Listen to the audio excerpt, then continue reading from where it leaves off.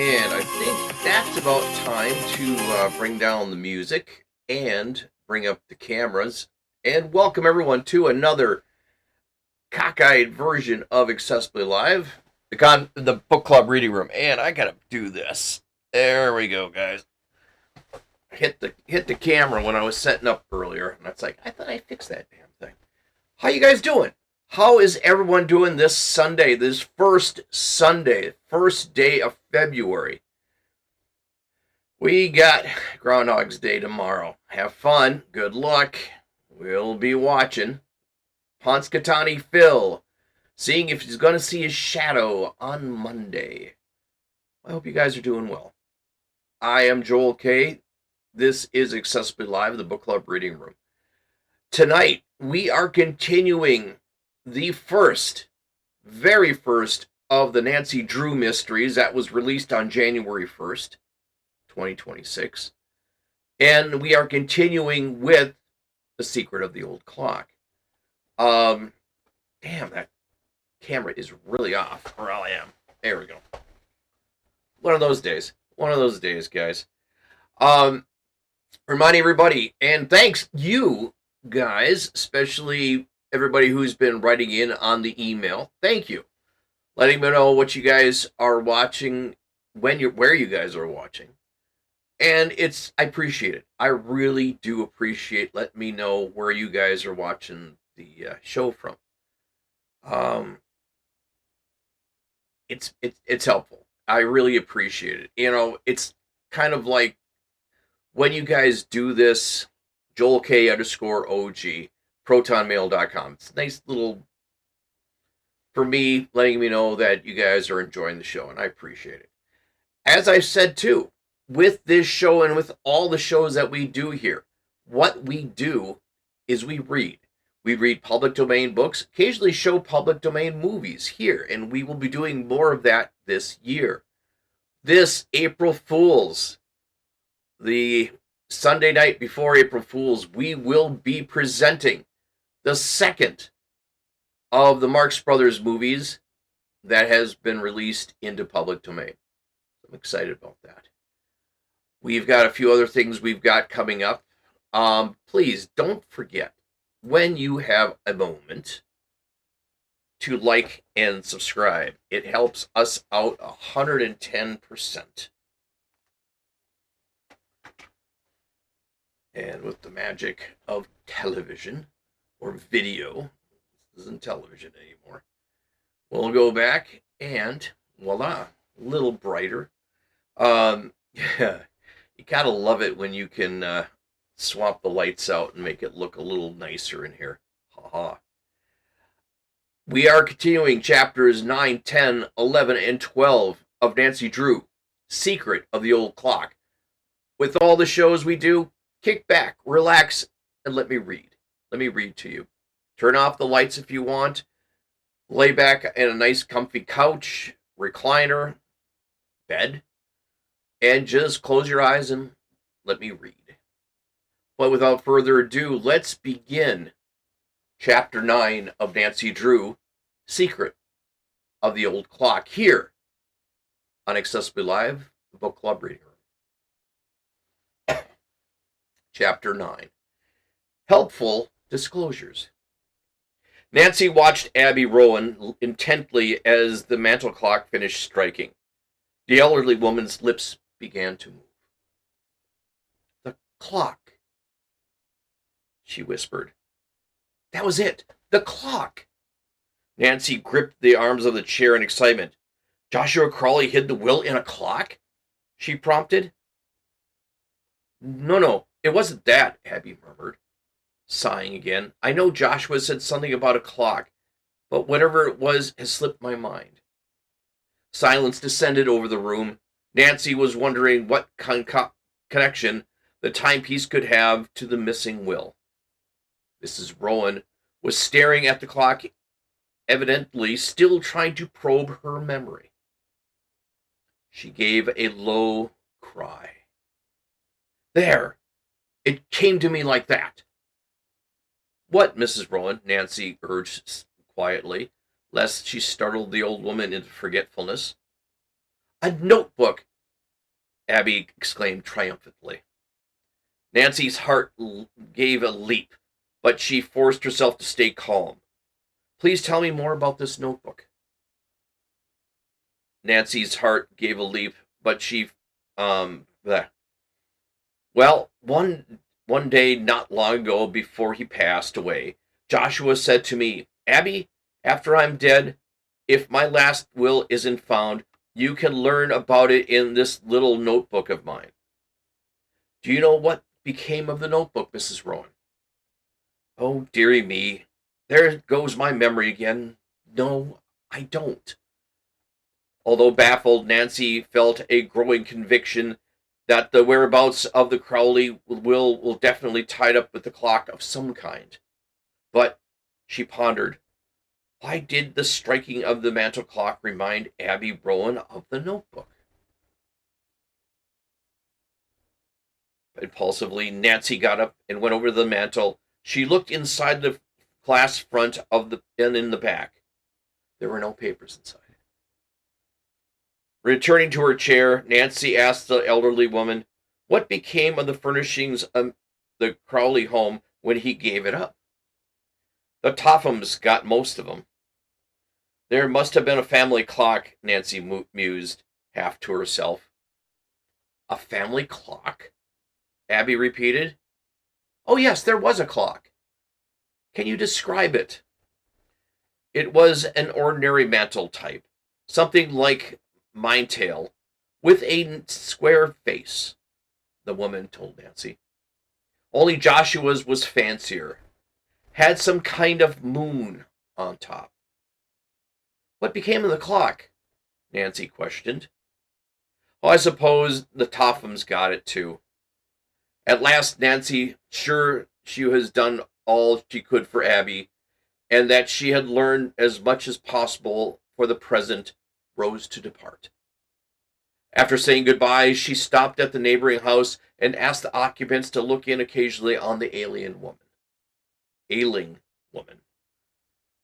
I think maybe one of the country's visiting nurses should see Mrs. Rowan, she suggested. I'll phone the agency, the neighbor offered. Meanwhile, I'll go over myself. I'm so sorry, I didn't know about Mrs. Rowan. Nancy drove towards River Heights. Her jubilantly reviewed the new facts in the case. Now, if I can only locate Mr. Crowley's notebook or the clock, or both. Nancy's brow knitted in concentration. How would she go about tracking down the old timepiece? I guess, she concluded, if the Tophams do have the clock, I'll have to pay them a visit. While she did not relish the idea of calling on the unpleasant family, Nancy was determined to pursue every possible clue. I could just see Ada and Isabel's expression when I appear at their front door, Nancy said wryly. Well, I'll think of some excuse to see them. She was still mulling over the problem when she pulled into the driveway of her home and heard a familiar voice calling her name. Why, Helen Corning! Exclaimed Nancy, as a slim, attractive school friend of hers ran up. I haven't seen you in days. I've been busy lately, Helen explained, trying to sell 6 tickets for a charity ball, but I haven't had much luck. Would you like a couple? A sudden idea flashed into Nancy's mind at her friend's words. Helen, she said, excited, I'll buy 2 of your tickets and sell the rest for you. The other girl stared in astonishment. Why, that's a wonderful offer, Nance. But, Nancy's eyes danced, I know you think I've lost my mind. I really mean it. Though, please, let me take the tickets. I can't tell you my reasons except my cause is a worthy one. Helen, looking relieved but bewildered, handed over the tickets. This is really a break for me, she said. Now I can leave for my aunt's camp at Avondale this evening as I hoped. It's at Moon Lake. I thought I'd never get off with those tickets unsold. Nancy smiled. Have a great time, she said.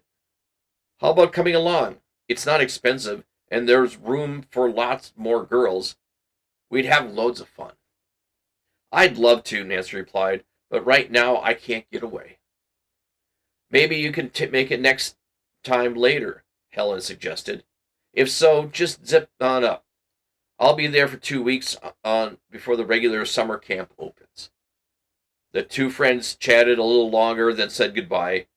Nancy put the car away and then walked slowly towards the house, looking meditatively at the charity tickets in her hand. These are my passports to the Topham's stronghold.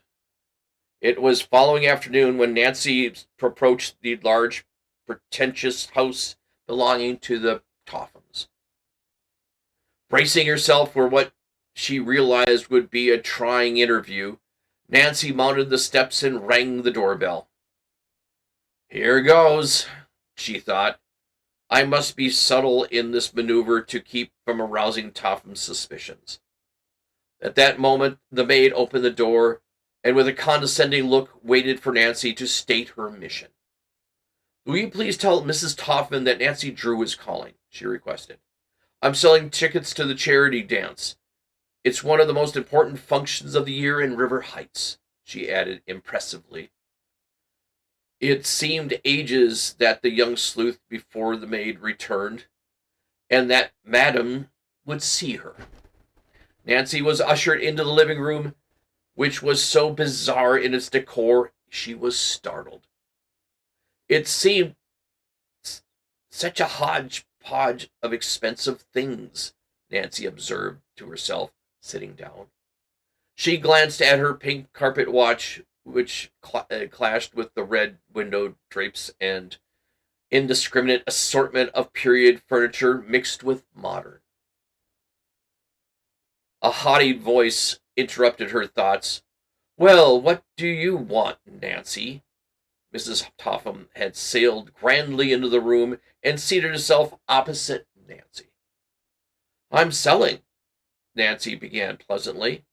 Oh, if you're selling things, I'm not interested, the woman broke in rudely. I can't be handing out money to every solicitor who comes along. With difficulty, Nancy suppressed an angry retort to the cutting remark. Mrs. Topham, she said, perhaps your maid didn't make it clear. I'm selling tickets to the charity ball, which will be one of the loveliest affairs in River Heights this year. Oh! A slight change came over Mrs. Topham's face. Nancy says that her words had struck a responsive chord. The woman was well known for her aspirations to accept by the families in River Heights. Well, to Nancy's dismay, Mrs. Topham's response was cut off by the arrival of Ada and Isabel. The girls entered the room, but did not at first notice Nancy's presence. They were intently carrying on a disgruntled conversation. Really, Ada was complaining. I'm positive that woman snubbed us deliberately. Then she and Isabel caught sight of Nancy and stopped short. They stared coldly at the visitor. What are you doing here? Isabel asked with a patronizing stare. Mrs. Topham answered the girls' questions. Nancy is selling tickets to a charity dance, dear. It's to be a very important affair, and I think it will be very beneficial for us to be present. Isabel tossed her head disdainfully. Don't waste your money, Mother. Isabel's right, Ada chimed in. We don't want to go to a ball just so somebody can go too. We only attend the most exclusive affairs. Absolutely, Isabel declared in a haughtiest tone. After all, Ada and I are very particular about the people we choose to meet. Mrs. Topham hesitated, evidently influenced by her daughter's argument.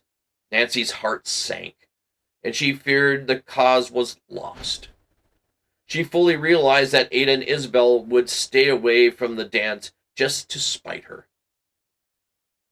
As she debated what would be her next move, Richard Topham walked into the living room. He was a thin man with sparse graying hair. His manner was rather nervous. Mrs. Toffin perfunctorily introduced Nancy to her husband. I gather you have some tickets to dispose of, Miss Drew, he said without ceremony. How many? Why, 4, Nancy replied with a surprise. I'll take them all. Mr. Topham opened his wallet with a flourish and drew out a $100 bill. Here you are. Keep the change for your charity. The daughters gasped, and his wife exclaimed, Richard, have you lost your sense? All that money. Listen, Mr. Topham retorted bluntly. This donation will entitle us to have our names on the programs as patrons. With his remark, he slumped into the chair and buried himself in the financial section of the newspaper. His family stared at one another, but they knew that the matter was closed. They never dared disturb him when he was absorbed in the stock market reports. Nancy arose reluctantly. She still had not accomplished the real purpose of her visit, but she had no excuse for prolonging her stay. How could she find out about the Crawley clock? Was that the one on the mantelpiece? I must be going, she said. She looked at her wristwatch. She pretended that it must have stopped and began to wind it. What time is it, please? There on the clock, right in front of you, on the mantel, Ada said sharply. Nancy looked at the timepiece. So there it is, she remarked casually. Is that an heirloom? Perhaps the old Crowley clock I've heard so much about. Mrs. Topham looked down her nose. I should say not. This is a far more expensive one. Isabel also rose to Nancy's bait. Cousin Joshua's old clock was a monstrosity. We wouldn't even have it cluttering up the attic. Nancy's hopes waned, but she asked, Oh, you sold it then? No, who would give any money of that junk? We sent it up to our bungalow in Moon Lake. Moon Lake. The words hit Nancy like a thunderbolt.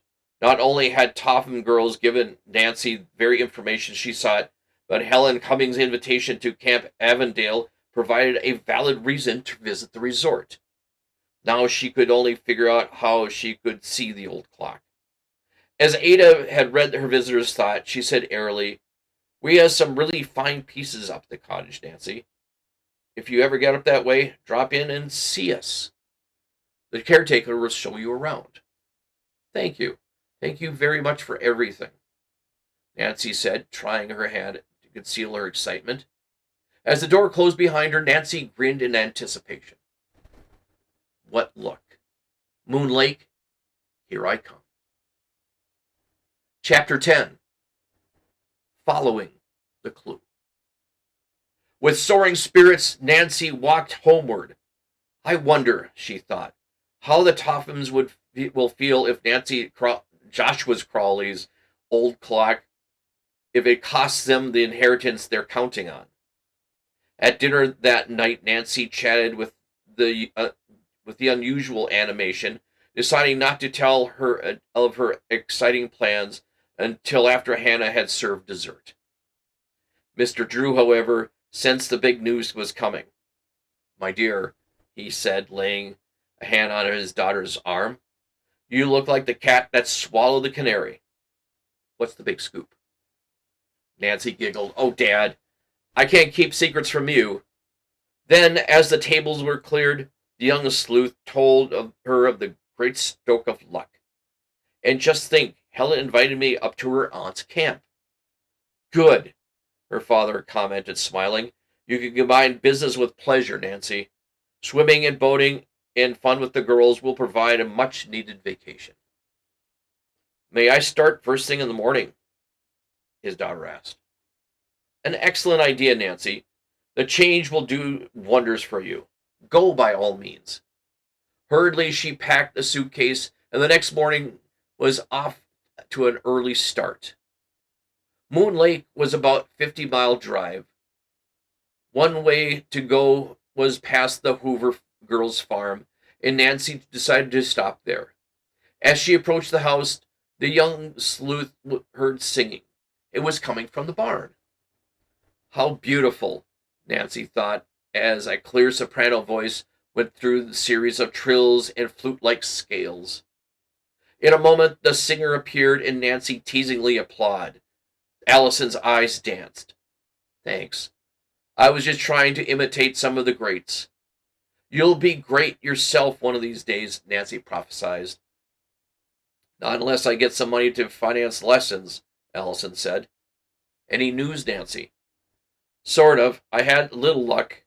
At the moment, Grace appeared, instantly invited Nancy to stay, but the young detective said she had work to do. I hope to have a good report for you soon, she added and waved goodbye.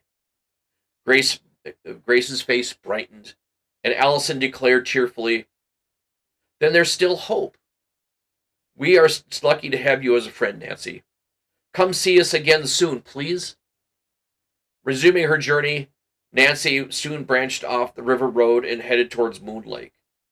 As she drove along, her thoughts revolved constantly around Crowley's relatives and the Hoovers. She sighed.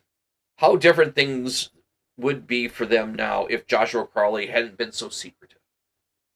Her reverie was ended by the sudden strange actions of her car. It kept veering to the left up the road in spite of her efforts to keep it in the middle. With foreboding, Nancy stopped and got out to make an inspection. As she suspected, the rear tire was flat. Oh dear, she murmured with disgust. Such luck. Though Nancy was able to change the tire, she never relished the task. Quickly, she took out the spare tire from the rear compartment, found the jack and the lug wrench, and went to work. By the time her job was complete, she was hot and a little breathless. Whew, she exclaimed as she started on her way again. I'll be ready for a nice cool swim in Moon Lake. It was after 12 when she came in sight of the Camp Avalon, run by Helen's aunt. Through the tall trees, Nancy caught glimpses of cabins and tents. Beyond, the blue lake sparkled and glimmered in the sunlight. As Nancy drove to the camp, a group of girls gathered around her car. Helen came running out of the cabin to greet her chum. Girls, it's Nancy Drew, she exclaimed joyfully and made introductions. Nancy did not know any of the campers, but in no time they made her feel warmly welcome. Nancy, said Helen, park your car in the back of the dining hall, then come have lunch. That sounds wonderful, Nancy laughed. I'm nearly starved. First, she was escorted to the main building where she met Aunt Martha, the camp director, and registered. May she stay with me? Helen asked. Certainly, dear, and I hope you have a splendid time, Nancy. I'm sure I shall, Miss Aunt Martha.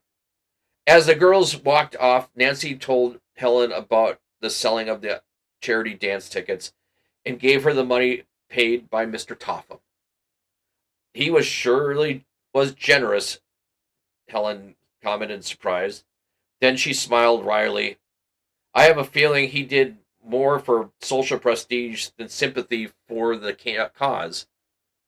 Nancy scarcely had time to deposit her suitcase under the cot and freshen up after a long ride when lunch was announced by the ringing of the bell. Campers hurried from all directions to the dining hall. The food was plain but appetizing, and Nancy ate with zest. The meal over, she rushed from one activity to another. The girls insisted that she join them on a hike. Then came a cooling dip in the lake. Nancy enjoyed herself immensely, but the Crowley mystery was never far from her mind. I must find out where the Topham's cottage is located, she reminded herself, and next manage to get there alone. Nancy's opportunity to accomplish the first part of her quest came when Helen suggested about 5 o'clock. How'd we go for a ride around the lake in the camp launch? There's just time before supper. Wonderful, Nancy accepted readily. By the way, can you see many of the summer cottages from the water? Oh, yes, lots of them. Helen led her friend down to the small clock and with 4 girls climbed into the launch, a medium-sized craft. As one of the campers started the motor, Helen remarked, "It's always a relief to us when the engine starts. Once in a while it balks, but you never know when or where." "Yes," spoke up a girl named Barbie. "When you get stuck this time of the year, you're stuck. There are hardly any cottagers up here yet, so the boats are still in winter storage." As a little launch turned onto the lake, Nancy was entranced with the beautiful sight she saw. The delicate azure blue of the sky and the mellow gold of the late afternoon sun was reflected in the shimmering surface of the water. "What a lovely scene for an oil painting," she thought. As they sped along, Nancy kept glancing at the cottages intermingled with tall evergreen trees that bordered the shoreline. "The Tophams have a bungalow up here, haven't they?" she questioned casually. "Oh, yes, it's across the lake," Helen replied. "We'll come to it soon." "Anyone staying there now?" "Oh, no, the cottage is closed. It's being looked after by Jeff Tucker, the caretaker. He's the tallest, skinniest man I've ever seen outside a circus." "Is it hard to get to the place?" "Not if you go by launch, but it's a long way if you take the road around the lake." Nancy looked at her friend. "She said she didn't know you. I didn't know you were particularly interested in the Tophams, Nancy." "Oh, they're not friends of mine, as you know," Nancy returned hastily. "I was merely curious." After a time, as the launch slowed down and chugged along close to the shore, Helen pointed out a wide path through the woods. At the end of it stood a large, rambling white cottage. "That's the Topham's place," she said. Trying not to appear too eager, Nancy looked intently at the bungalow. She made a quick mental note of its location. "Tomorrow I'll have to visit the place and try to solve the mystery," she told herself. Chapter 11. An Unexpected Adventure. Nancy awoke the next morning to the fragrant odor of pines. Eager to start out for the Topham bungalow, she dressed quickly. But in her plans she had reckoned without but in the plans she had reckoned without Helen Croning and her friends. From the moment breakfast was over, Nancy was swept into another whirlwind of activity by the campers of Avondale. The entire day passed without a chance for her to break away. "Oh, Helen." Voice is going. Nancy groaned as she tumbled into bed that night. Tennis matches, canoe races, swimming, water skiglets, been fun, but tomorrow I think I'll stay out of the activities. Helen laughed. "You'll change your mind after a sound sleep, Nancy. Wait and see." For answer, Nancy murmured a sleepy good night. But even as she slipped into slumber, she vowed that in the morning she would not be deterred again from visiting the Tophams' summer place. After breakfast the next day, Nancy stood firm in her resolve. When Nancy urged her to accompany the girls on an all-day hike, Nancy shook her head. "Thanks a lot, but please excuse me today, Helen." Normally, Nancy would have loved to go on a hike, but she had such to achieve their plan of sleuthing. Helen, though disappointed, heeded her friend's plea and trudged off with the other campers into the woods. As soon as they were out of sight, Nancy leaped into action. After obtaining Aunt Martha's permission to use the launch, she hurried down to the dock. Nancy had frequently handled motorboats and was confident she could handle this one. Now, full speed ahead for the Tophams. To her delight, the motor started immediately, and Nancy steered out into the lake. As the launch cut through the water, a cool spray blew across her face. The young sleuth felt the thrill of excitement as she guided the craft towards her destination, which might hold a solution to the mystery. If only the Topham's caretaker will let me in when I get there, she thought. Nancy's heart beat somewhat faster when she neared her goal. But all of a sudden, there was a sputter from the engine. The next instant, to Nancy's utter dismay, the motor gave one long wheeze and died. Oh, she cried aloud. Nancy knew the tank had plenty of fuel, for she had checked it before she departed. One moment later, she recalled Helen's remark about the engine becoming balky at times. With a sigh of impatience at the unexpected delay, Nancy examined the motor. For over an hour she worked on it, trying every adjustment she could think of, but her efforts were useless. There was no sound of response to the motor. What miserable luck, she said aloud. For all the days for the motor to conk out. This means I won't get to the Topham's cottage at all. For a moment, Nancy was tempted to swim ashore.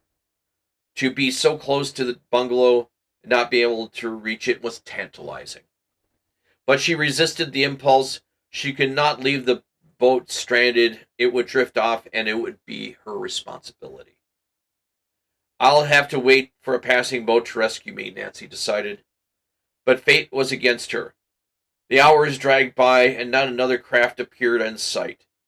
Nancy became increasingly uncomfortable as the hot sun beat down on her. She was also growing weak from hunger. And worst of all, Nancy thought gloomily, another whole day is being wasted. I wanted to get to the bottom of this mystery. To occupy her mind, Nancy concentrated once more on the motor. Determined, she bent over the engine. It was not until the sun sank low that the sky sat up and drew a long breath. There, she declared. I've done everything. If it doesn't start now, it never will. To her relief and astonishment, it responded with a steady roar, as if nothing had ever gone wrong.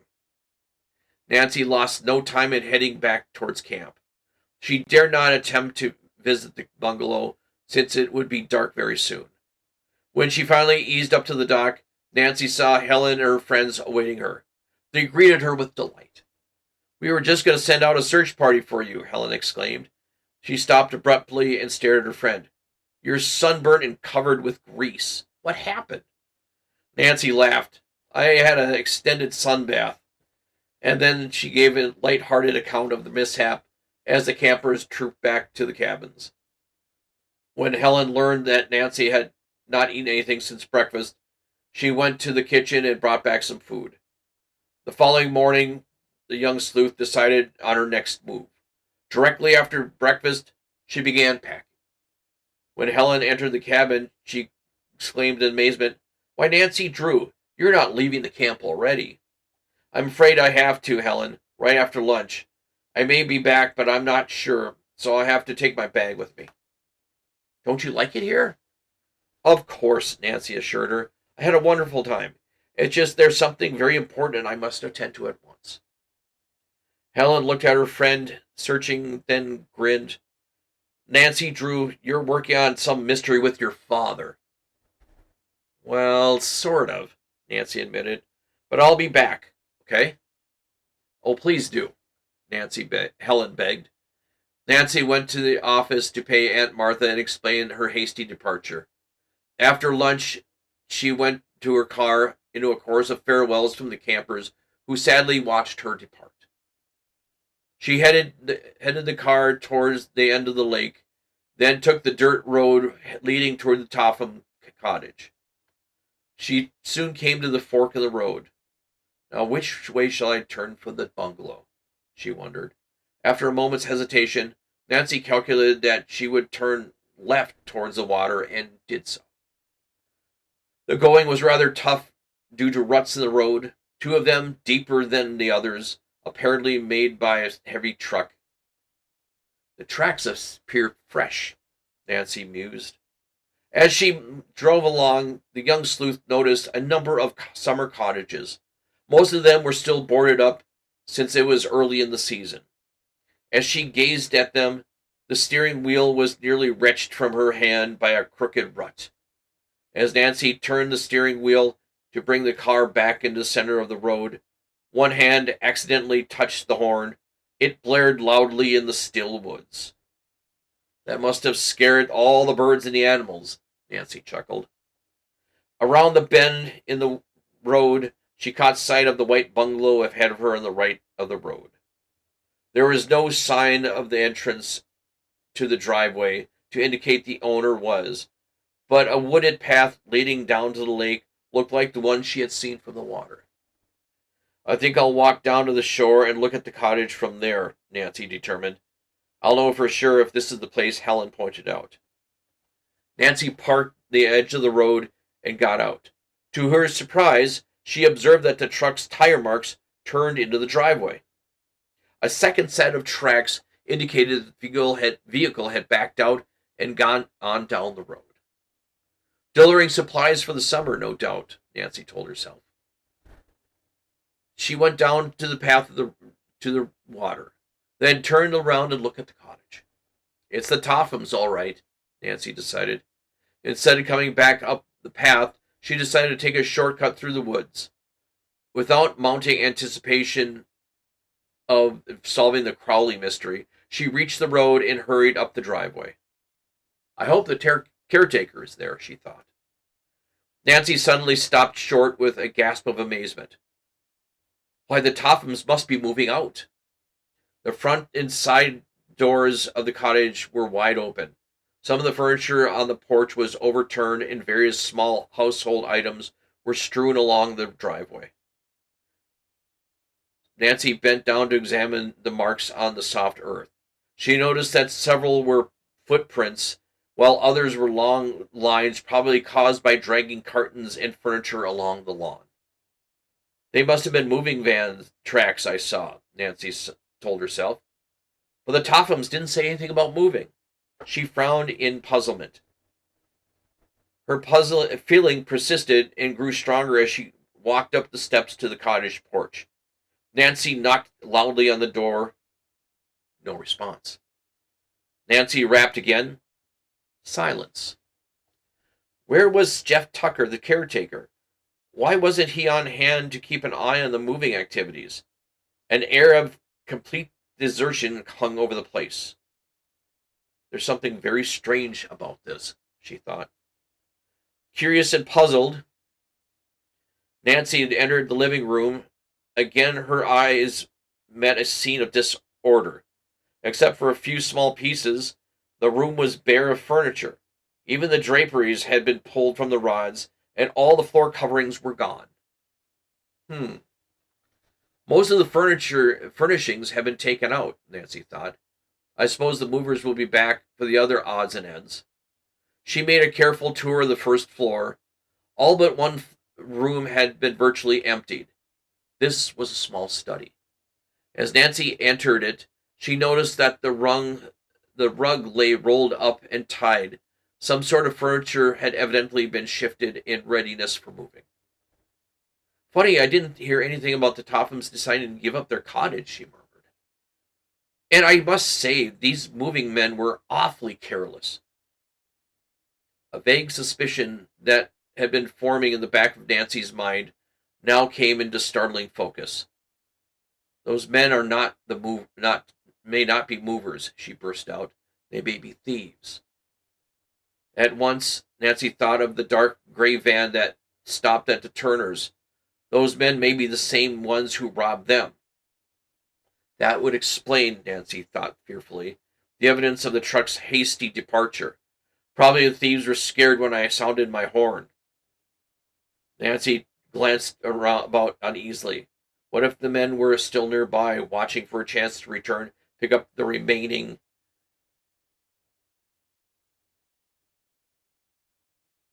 watching the return of the remaining valuables. The realization she was alone some distance from nearest house swept over her. A tingling sensation crept up Nancy's spine. But resolute, she took off her nervousness. I must at least see if the Crowley clock is here, Nancy reminded herself, and then went through the bungalow again. She found no trace of the timepiece, however. I guess the thieves got to that too, Nancy concluded. I better report the robbery to the police right now. She looked about for the phone, but there was none. I have to drive to the nearest state police headquarters. Nancy started towards the front door. Passing a window, she glanced out and paused in sheer fright. A man wearing a cap pulled low over his eyes was stalking up the driveway towards the cottage. He was not at all tall and slender like the caretaker. This stranger was rather short and heavy-set. This man fits the Turner's description. He must be one of the thieves who stole the silver heirlooms, Nancy thought wildly. Chapter 12. A Desperate Situation. For a moment, Nancy stood frozen in spot, positive that the man who was coming to the Topham College was one of the thieves. But she hesitated only an instant. Then she turned and ran back into the study. Too late, she realized she had trapped herself, for this room had no other door.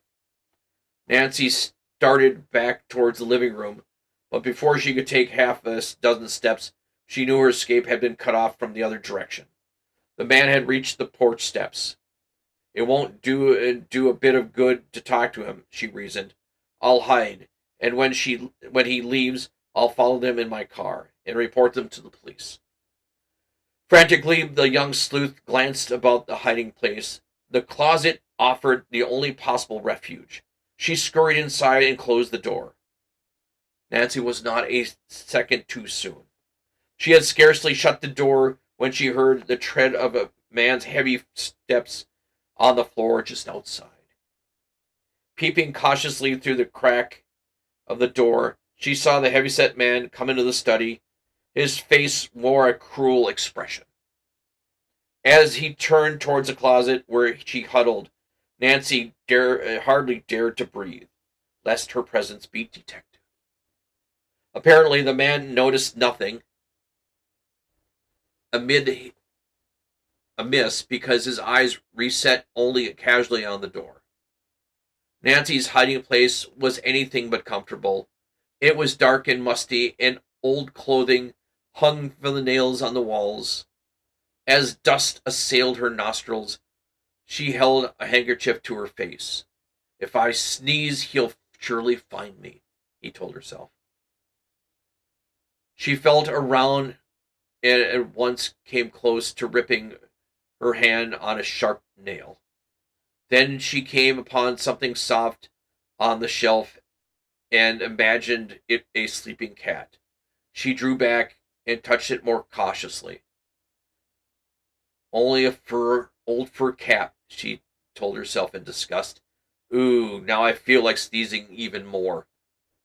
She held one hand over her mouth hard and waited in agony, but presently the desire to sneeze passed, and Nancy breathed more freely. When she dared to peep through the crack a second time, she saw that two other rough-looking men had come into the room. One was short and stout, the other taller. Nancy was sure that neither one of these were the caretaker, because Helen Corning had mentioned that the man was skinny. The heavy-set man who had come in first seemed to be the leader, for he proceeded to issue orders. Get a move on, he growled. We haven't got all day unless we want to get caught. That girl you saw, Jake, may be back here any time from the shore. She just might get snoopy. The man addressed as Jake scowled. What's the matter with you, Sid? Going chicken? If that girl comes around, we'll just give her a smooth story and send her on her way. Cut the yakking, said Sid. Parky, you and Jake get that desk out of here. There was no doubt now that, in Nancy's mind, she was trapped by a clever gang of thieves. She could only continue to watch and listen helplessly from the hiding place. The two men lifted the heavy piece of furniture and started with it to the door. But it did not move swiftly enough to satisfy the leader, and he berated them savagely. Jake turned on him. If you're in such a hurry, why don't you bring that van back to the driveway instead of leaving it hidden on the road in the woods? And have someone driving past see us here? Sneered the leader. Now get going. Little by little, the men stripped the room of everything valuable. Nancy was given no opportunity to escape. Sid remained in the room while the others made several trips to the van. Well, I guess we'll have all this stuff worth anything, Sid muttered at last. He turned to his companions who had already left the room, but in the doorway he paused for final survey of the room. At that moment, Nancy felt an uncontrollable urge to sneeze. She tried to muffle the sound, but to no avail. The thief reeled about. Hey, what? Walking directly towards the closet, he flung the door open. Instantly, he spotted Nancy and angrily jerked her out. Spying on us, eh? He snarled. Nancy faced the man defiantly. I wasn't spying on anyone. Then why were you in that closet? The thief demanded, his eyes narrowing to slits. I came to see the caretaker. Looking for him in a funny place, aren't you? The man sneered. Nancy realized that she was in a desperate situation, but she steeled herself not to show any of her inward fears. I must keep calm, she told herself. Aloud, she explained coolly, I heard someone coming, and I thought I was just a bit nervous. Well, you're going to be a lot more nervous, the man said, threatening. This will be the last time you ever stick your nose in business that doesn't concern you. A fresh wave of fright swept over Nancy, but resolutely she held on to her courage. You have no right to be here, helping yourself to the Topham's furniture, she retorted. You should be turned over to the police. Well, you'll never get a chance to do that, the ringleader laughed loudly. You'll wish you never came snooping around here. I'll give you the same treatment I caretaker got. The caretaker? Nancy gasped in horror. What have you done with him? You'll find out in good time. Nancy gave a sudden, agile twist, darting past the man and racing toward the door.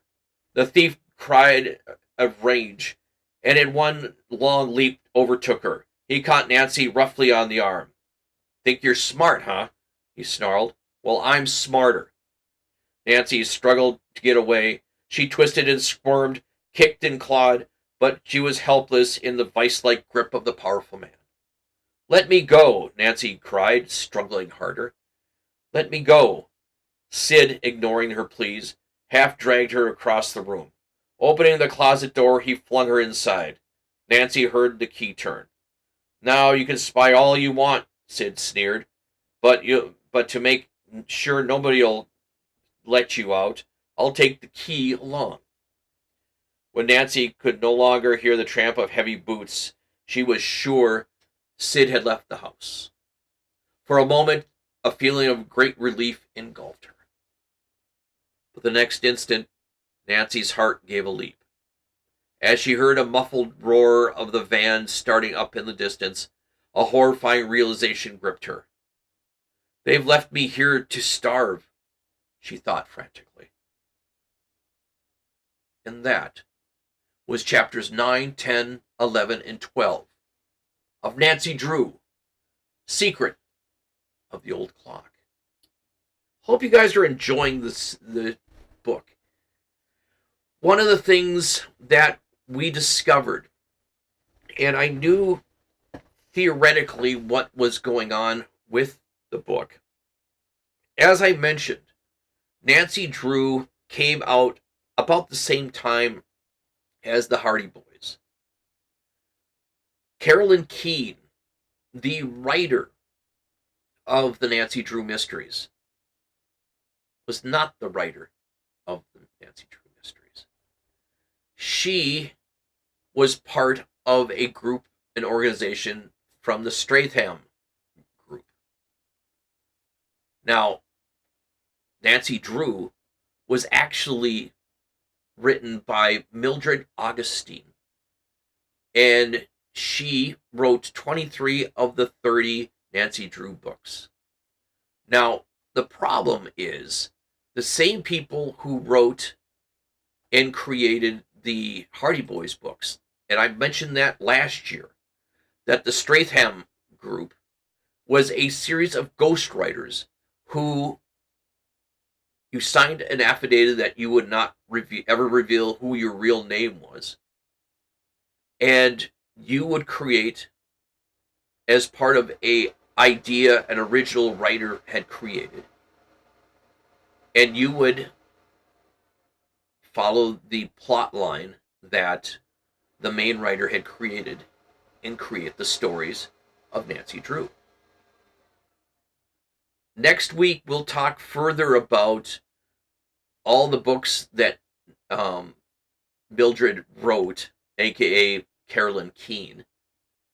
And we'll talk about some of the other things that came about as part of the Nancy Drew mysteries, because they have been around as long as the Hardy Boys have, which is kind of fun. Now, a reminder, if you guys get a chance, to like and subscribe. It helps me out, as I've said in the past, 110%.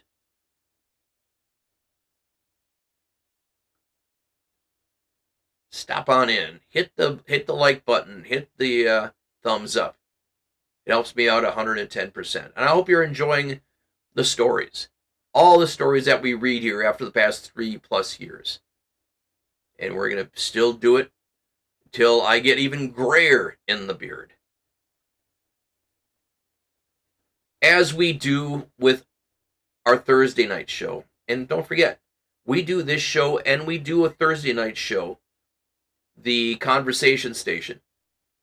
And at the end of each show, we do a final quote for the night. And I found this from a very famous and very wise person. The very first president of the United States, General George Washington. If freedom of speech is taken away, then dumb and silent we may be led, like sheep to the slaughter. If freedom of speech is taken away, then dumb and silent we may be led, like sheep to the slaughter. President and former General George Washington. I am Joel K. This is Accessibly Live, the book club reading room, every single Sunday night, live here on Twitch and also replayed on YouTube. So if you miss it, come on over to YouTube, say hi, like and subscribe there as well. We are going to get out of here. Don't forget, we do have our new email, joelk_OG@protonmail.com. Let me know where you guys are watching from. Let me know how you guys are enjoying it, what chapters. If you figured out what's going to happen, let me know. Or if you've read the old Nancy Drew books, which was your favorite? We're going to get out of here.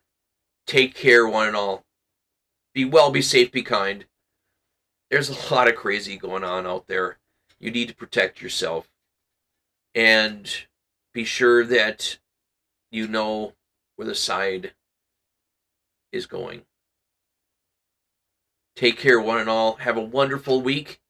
And we will see you this coming Thursday for the Conversation Station. And next week for chapters 13, 14, 15, and 16 of Nancy Drew, Secret of the Old Clock. Right here on Accessibly Live. Take care, you guys. Bye-bye.